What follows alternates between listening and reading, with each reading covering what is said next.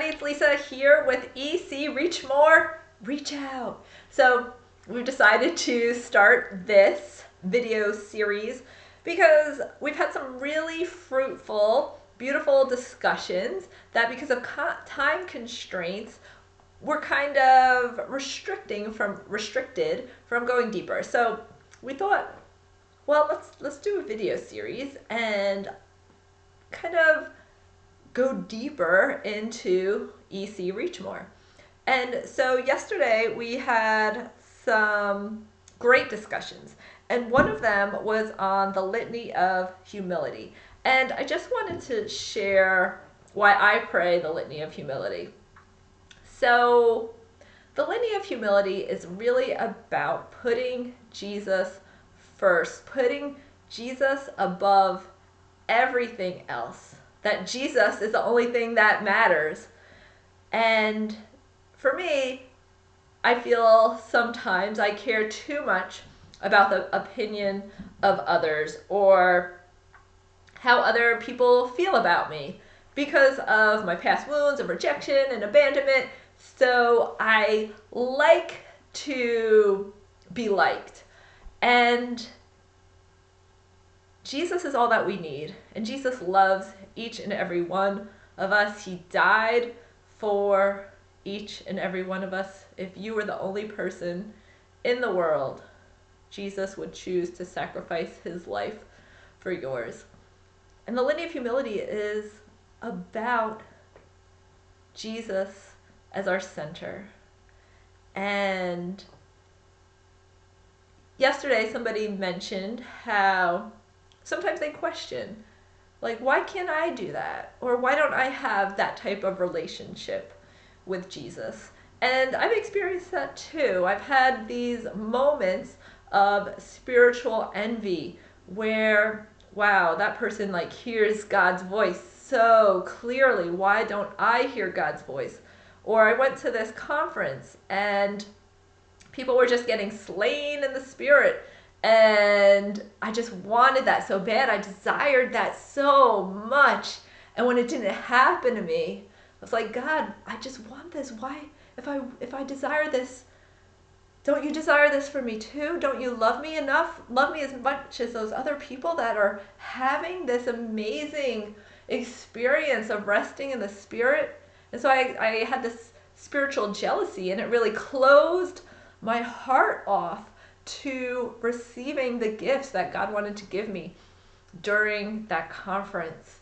And so I think the Litany of Humility touches upon that when it says that others may become holier than I as long as I become as holy as I should.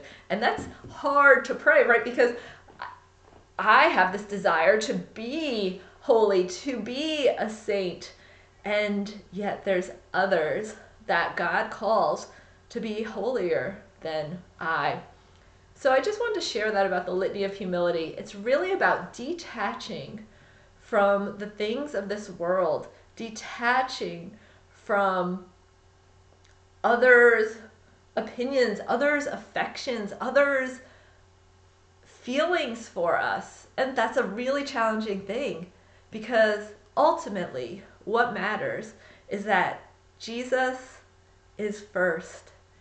All that matters is that we continue to look into Jesus's heart, continue to grow in this intimacy with him, which is the foundation of really everything in our lives, in our faith journey. Because if we're strong in who we are, that we are these beloved children of God who are adopted and chosen by him, like that's all that matters. It doesn't matter what the world thinks of us. It doesn't matter what others say about us.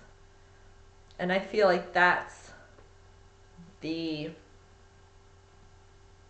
should, and it's about a spirit of, we don't have to compare ourselves to other people. God doesn't want that. We're all blessed with these amazing gifts, and we're unique individuals. We don't need to compare, especially if we grew up in athletics and had this competition mentality through much of our lives, or even in the business world. Like, we want to, like, I worked in pharmacy and I managed a pharmacy, and we had these numbers we had to meet, and each week they would send out, the district office would send out our rank, and I always wanted to try to be at the top.